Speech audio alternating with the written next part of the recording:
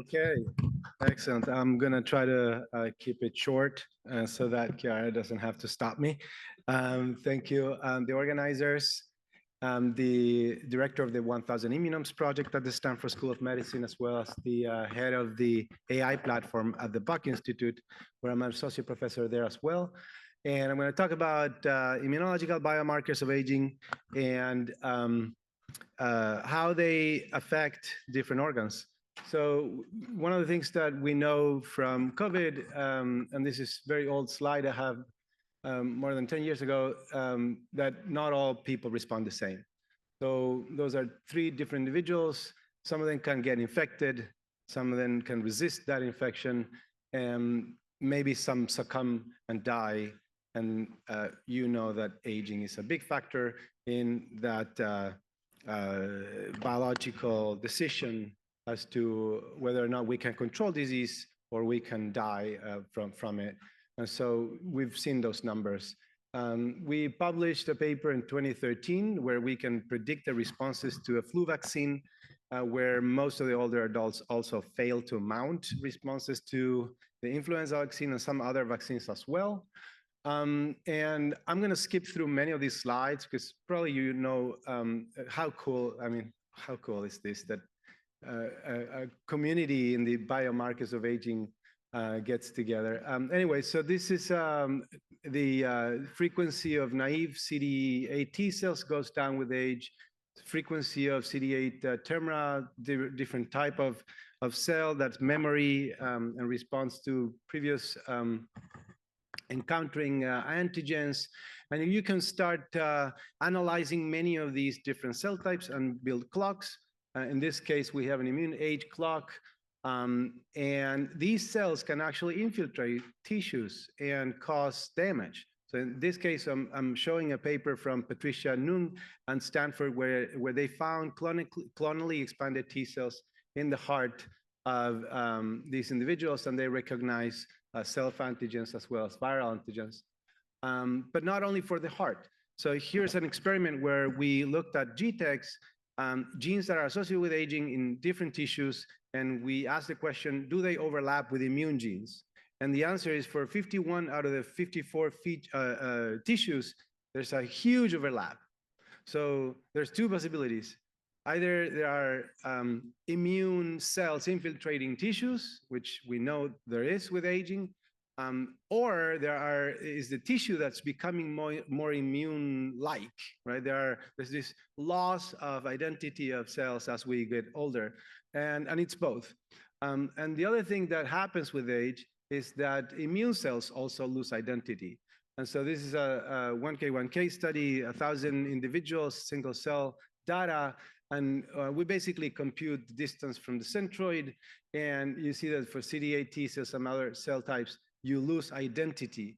And so that's something quite cool. The genes that are expressing in those cells that define that identity are actually behaving in a nonlinear fashion. We know that from the previous studies Tony published a while ago, and then new studies from Mike Schneider, that aging happens in a nonlinear fashion. We also find that this is a cumulative, something going on at the age of 40, maybe because exposures, we have kids or whatever, but this stochasticity, right? We know from Bjorn that it is very much so the exposures.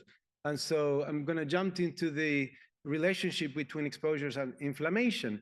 That's kind of my area of expertise. And I would claim that inflammation is a very important feature of aging, so much that it really defines many other features of aging. And we published this paper, I got the cover of Molecular Metabolism a few years ago. So we published also a paper in Cell demonstrating that most of the variance in the immune system is defined by the environment, not so much the genetics. And then this other paper where we pose that idea that chronic inflammation is important across the lifespan, not just in older adults, also in kids. It's another clock of aging based on cytokines that can predict different brain functions and networks and so on. It's a collaboration with Joel Kramer. And this is in summary the 1,000 Immunomes project, how it looks like. This is a long study that is still ongoing. We secured over $70 million in funding. We've been publishing quite a number of papers to model immune system behaviors and how those behaviors affect aging. And so one of the things that we built was an inflammatory clock of aging. It's a different clock from the one that I just showed you that tracks with multimorbidity, predicts frailty, is correlated with immune function. It is a surrogate of ventricular remodeling and pulse wave velocity. So this is arterial stiffening. And it's really much lower in the centenarians than in other control group of older adults. Also predicts mortality.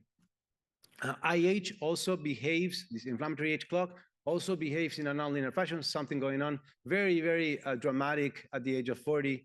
Again, we don't know exactly which are the factors, but we believe there are mostly environmental.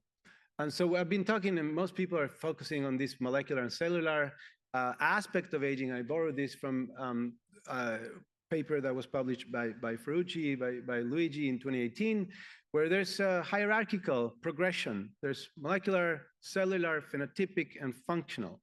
And so how do we measure these things in the latest stages, functional aging, right? Talking about intrinsic capacity and talking about maintaining function overall in life. And it's really interesting that now we have a recognition that not aging itself is a disease, but functional decline is, right? This is in the ICD-11, the International Classification of Diseases in 2022. This is WHO, right? So now we can open that dialogue with the FDA and start developing interventions to extend health span and maintain well-being. It's great news for the field.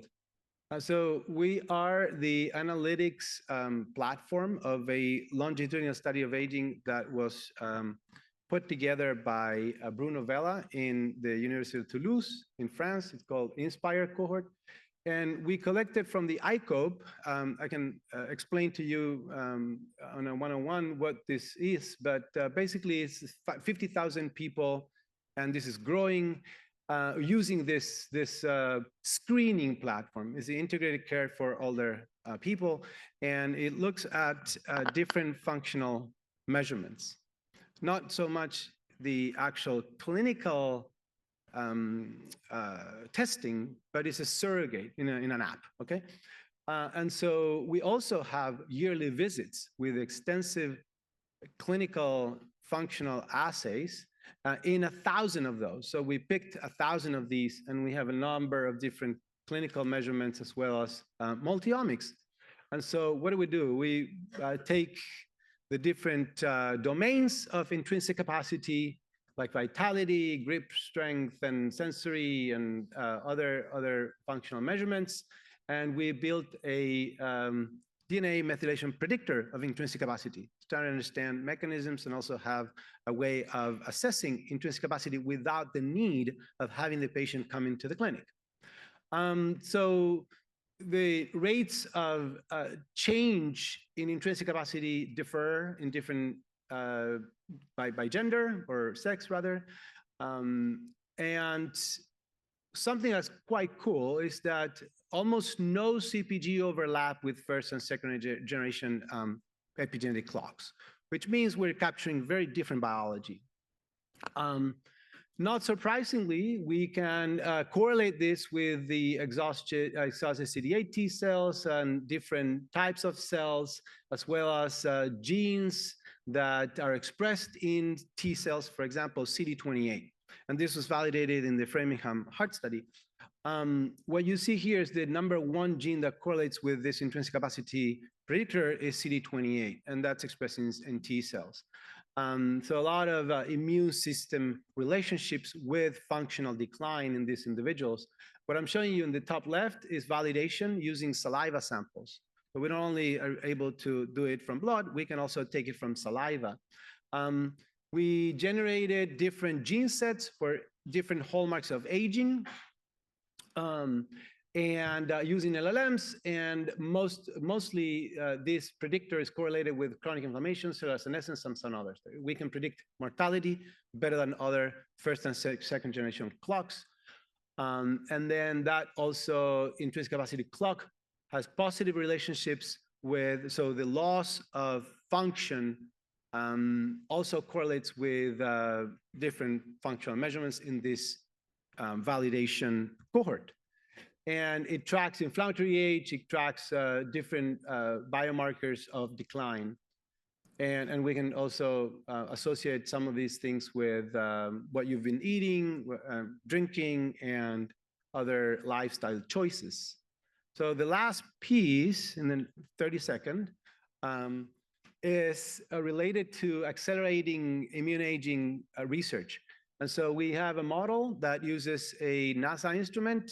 We've been collaborating with NASA for 4 years now, in which we can accelerate the aging of different organoids, and including tonsil organoids.